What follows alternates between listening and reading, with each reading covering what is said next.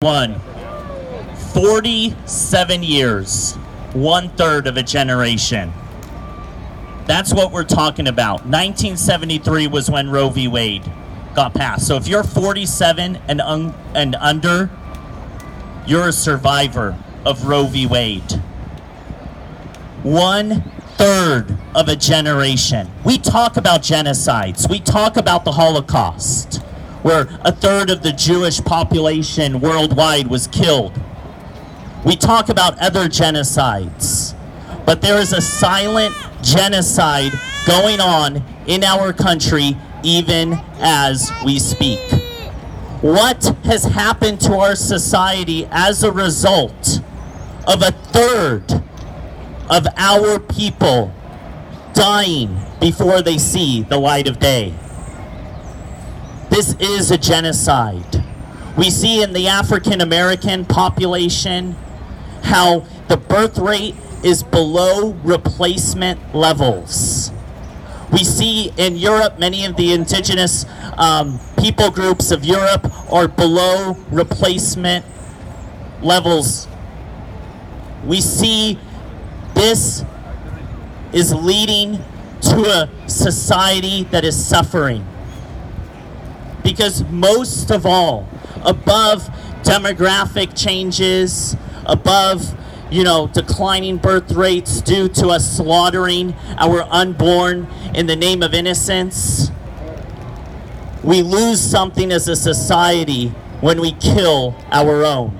When we put our convenience above the right of the individual child to life. We have killed unique people with hopes, dreams, and destinies. Those of us of the Judeo-Christian heritage know the passage in Jeremiah, "Before I knit you in your mother's womb, I knew you." There's another passage, I believe, that says, "Before the foundations of the world, I chose you." We all have unique gifts. We all have unique abilities. We all have unique destinies to bring to this world. No two of us are alike.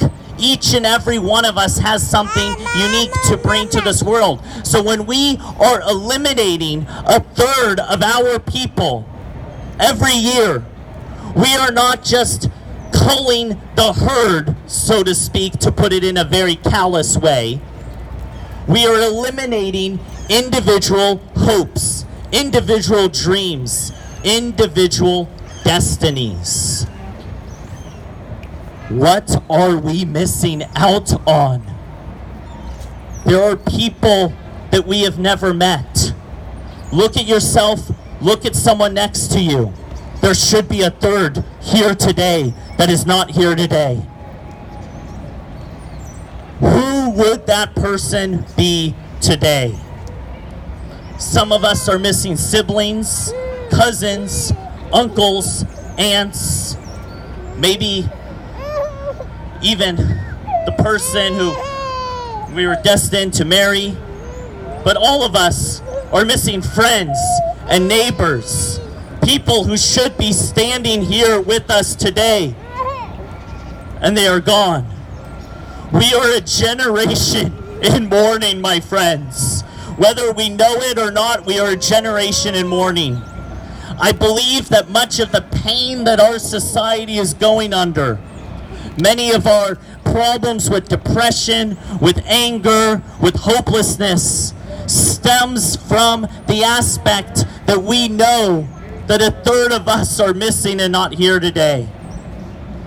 I've heard accounts of young children who are spiritually attuned, going places and asking their parents, "Where are all the children?" Like even parks where there are children, they're going, there's supposed to be more children here. Where are they? We know where they are. How many of our problems in society still exist because we killed those who had the solution? There are people who are put on this earth for a reason. We just celebrated MLK Day. I don't think there's a single person who wouldn't agree that MLK was put on this earth for a very unique and important reason. We have people who have cured diseases. We have people who have saved lives. What problems still exist today because the problem solver, the solution, was killed in the womb? I had a very unique spiritual experience a number of years ago where I was caught up into heaven and I was brought into a room where I saw individual destinies that had been stored up to be released, to be placed upon people when they were born. But unfortunately, the people who those destinies were supposed to live out were killed in abortion.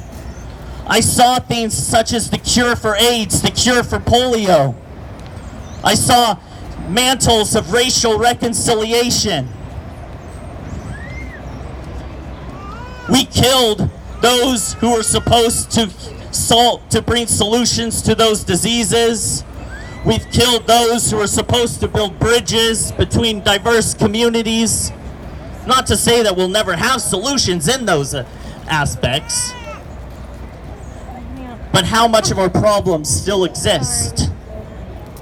47 years. We don't fight for faceless victims, my friends. So much of the time it's hard to really make the abortion holocaust tangible. It's so esoteric. We don't see the victims.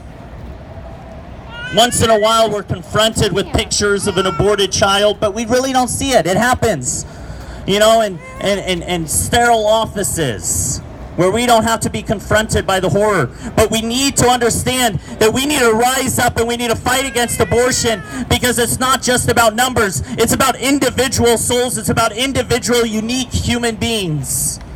It's about our brothers, our sisters, our cousins, our friends, and our neighbors.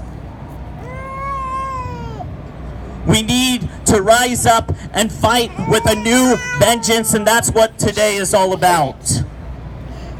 Every life matters, no matter how small, no matter how strange, no matter how different than us.